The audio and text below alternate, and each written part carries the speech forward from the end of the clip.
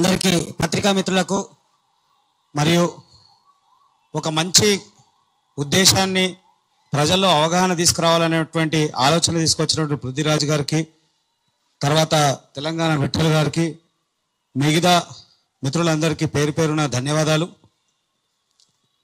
శ్రీనివాస్ గారు అందరికీ పేరు పేరున ధన్యవాదాలు. కొంత వాస్తవాలు మాట్లాడుకుంటే చాలా బాధాకరమైనటువంటి విషయం. ముందుగా నా పరిచయం కూడా ఇస్తారు 2 నిమిషాలు. ఆర్యవైశ్య చైతన్య పోరాట సమితి అనేటువంటి సంస్థకు జాతీయ అధ్యక్షుడిగా ఉన్నాను. 26/1/2023 ఇదే ప్రెస్ క్లబ్లో మార్వాడీల యొక్క దౌర్జన్యమే కానీ, వారు చేస్తున్నటువంటి వృత్తులే కానీ, వారు వల్ల వైశ్యులు ఎంత అన్యాయం అవుతున్నటువంటి ఆలోచనతో ఇక్కడ గతంలో ఒక సమావేశం పెట్టినప్పుడు నేను ఎదురైనటువంటి సమస్యలు చాలా వర్ణాతీతం, ఎవరు చెప్పలేనటువంటి పరిస్థితులు. నాకు ఒక 2-3 నెలలు ఫోన్లు, రోజు ఎవడో ఒకడు ఫోన్ చేస్తాడు, ఏదో మాట్లాడతాడు. అయితే బాన్ ఆఫ్ బర్త్ హైదరాబాద్ కాబట్టి అరే బోల్రే, నేను కూడా బూతులు ఎత్తుకునే వరకు వాడు ఆగిపోయాడు. లేకపోతే మామూలు విషయం కాదు.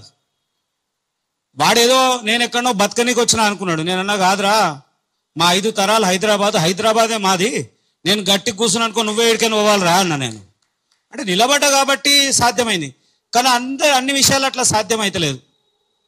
అయితే ఇక్కడ ఇంకో బాధాకరమైన విషయం ఏంటంటే, నేను ఆర్ఎస్ఎస్, బీజేపీ, ఇలా మా పార్టీ మమ్మల్ని వ్యతిరేకంగా మాట్లాడుతుంది. అరే ఇది ఎక్కడ విడ్డూరం రా నాయన. అరే నువ్వు పార్టీ వేరు, ఇక్కడ వ్యవస్థ ఏందో చూడాల్సినటువంటి అవసరం ఉంది కదా, జరుగుతున్నదేదో చూడాల్సిన అవసరం ఉంది కదా. మేం కాదు, ఇంటెలిజెన్స్ రిపోర్ట్ తెప్పించుకో. అఫ్జల్గంజ్ పోలీస్ స్టేషన్లా కల్తీ దందా కిరాణా షాపుల మీద జరిగితే 97% మారోడోళ్ళు ఉన్నారు.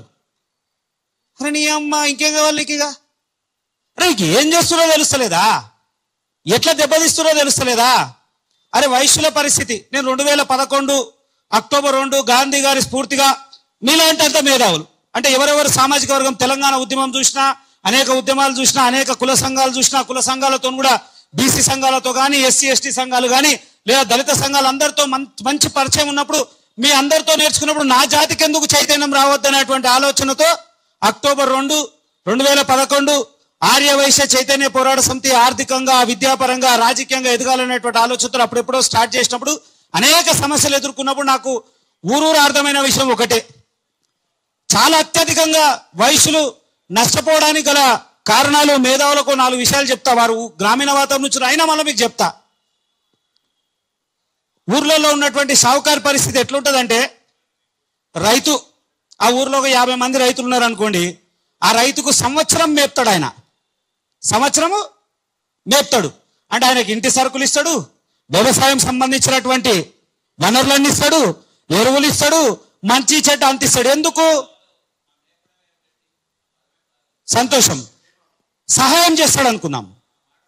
సరే సహాయం చేస్తాడు, మనం దాని తర్వాత కూడా మీరు చెప్పాలి సార్, అది కూడా మీరు నోట్ చేసుకోండి. సహాయం చేస్తున్నాడు ఎవరు? షావుకారి. ఎందుకు?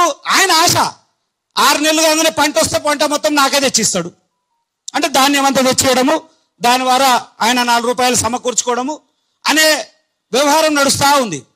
కానీ ఏదో విపత్తు జరిగి పంట నష్టం జరిగితే, పంట నష్టం ప్రభుత్వం రైతుకి ఇస్తుంది, షావుకారికి ఇక అనొద్దు చిప్ప.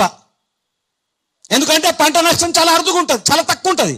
ఆ తక్కువ పంట నష్టంలో షావుకారికి కట్టలేడు. ఒక్క రైతు నష్టపోతేనే ప్రభుత్వం పంట సాయం చేస్తే 100 మంది రైతులకు ఇచ్చినటువంటి షావుకారి ఊరిడిచిపెట్టి పారిపోయి అప్పుల పాలైపోయి హైదరాబాద్ అట్లా నగరంలో వచ్చి చిప్పలు కడుగుతున్నాడు. వాచ్మెన్ డ్యూటీలు చేస్తున్నారు, చిన్న చిన్న ఉద్యోగాలు చేస్తున్నారు. ఏమాయరా అంటే పారిపోయిండు. ఎందుకు? వ్యవస్థ కదా. అరే అనేక కుటుంబాలు చూసినాం. ఏంది పరిస్థితి?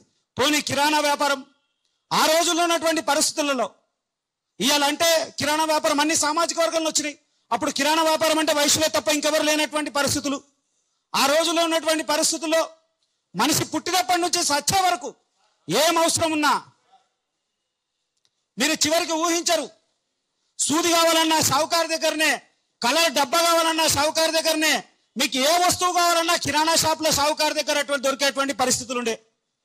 ఇవాళ ఎఫ్డిఐలు వచ్చి మారుమూల ప్రాంతాలకు కూడా, చిన్న చిన్న పట్టణాలకు కూడా ఎఫ్డిఐ ద్వారా ఒక రకంగా నష్టపోతా ఉంటే మరో ఇదో రకంగా అసలు ఊహించినటువంటి నష్టం ఏంటంటే ఇలా మారుమూల ప్రాంతాల నుంచి కూడా వయసుల కిరాణా షాపులు మొత్తమే కనుమరుగైపోయినాయి. ఊరకు కూడా వాళ్ళు పాకిపోయారు. అప్పుడెప్పుడో పట్టణ ప్రాంతాలలో ఉండే ఇలా మారుమూల ప్రాంతాల్లో కూడా కిరాణా షాపులు వాళ్ళు వెలిసే వరకు అక్కడ కూడా దయలేనటువంటి పరిస్థితులు ఉన్నాయి. ప్రభుత్వం పరిష్కారం చూపేదు, సమాజము చూపేదు. మన నేను సమాజంని కూడా నిందిస్తున్నా. సమాజం కూడా ఎక్కడ కూడా మా దగ్గర కొంటలేరు, మళ్ళా మా దగ్గర కొనరు.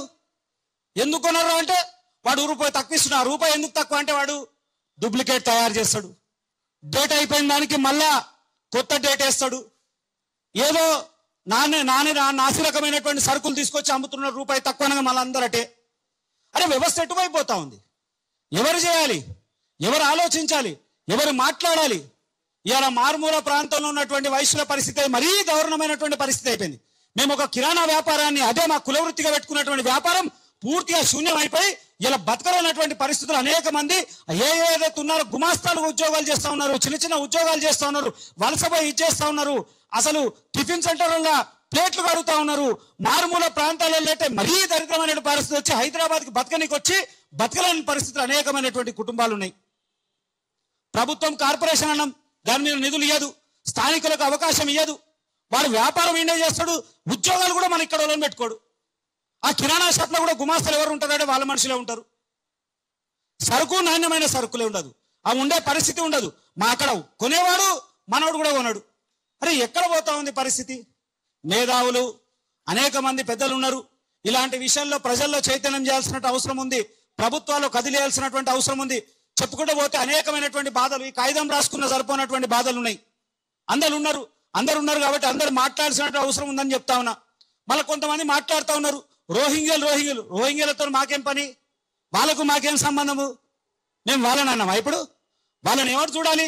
లాండ్ ఆర్డర్ చూస్తుంది, పోలీస్ డిపార్ట్మెంట్ చూస్తుంది, ప్రభుత్వం చూస్తుంది, దేశ రక్షణ చూస్తుంది, వాళ్ళు చూడాలి. మాకేం సంబంధం వాళ్ళకు మాకు? ముస్లింలకు మాకేం సంబంధమయ్యా? మమ్మల్ని ఎవరు అన్యాయం చేస్తున్నాడు వాని గురించి మాట్లాడుతున్నాం మేడం. మేము వాడు అన్యాయం చేస్తున్నాడు వాని గురించి కూడా మాట్లాడతాడు. దేశ రక్షణ వచ్చినప్పుడు రోహింగ్యాల గురించి మాట్లాడతాము. అనేక మతపరమైన సమస్య వచ్చినప్పుడు హిందువులంతా అయితే ముస్లింల మీద మాట్లాడతాము. కానీ ఏ అంశం మాట్లాడినా మళ్ళీ తీసుకొని వచ్చి అది సరైనటువంటి పద్ధతి కాదు. నిజంగా కూడా పార్టీలు, నాయకులు, మేధావులు అందరూ కూడా ఆలోచించాల్సిన అవసరం ఉంది. ఎవరిని వ్యాపారం చేయొద్దని అంటలేను, చేయమనండి వ్యాపారం, చట్టబద్ధమైనటువంటి వ్యాపారం చేయాలి. అట్లా చేయరు. దానివల్లనే ఇదంతా మారుమూల ఎక్కడి నుంచో ప్రాంతాల నుంచి వచ్చి పూర్తి నాణ్యమైన సరుకు అసలే ఉండదు. మళ్ళీ మన మీదనే దౌర్జన్యం.